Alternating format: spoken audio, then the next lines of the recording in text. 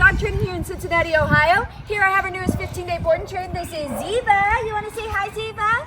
Ziva is a 6-month-old German Shepherd that came to us because mom and dad just want a little bit of handability on him, get a little bit of obedience in there, get her off leash, kind of overall.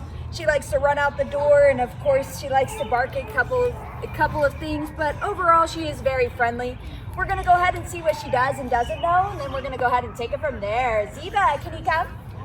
Can you come? Did you get distracted by that nose of yours? That's perfectly fine. Ziva, can you sit? Can you sit? Oh, good sit, good girl. Surprise me. Can you down?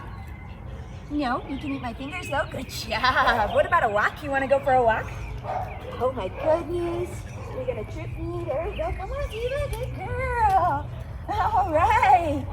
As you can see, we got a little bit of work to do. There's definitely a little bit of commands in there. You can stay tuned to see her amazing transformation, and thank you so much for choosing Bulletproof. Say bye, Ziva.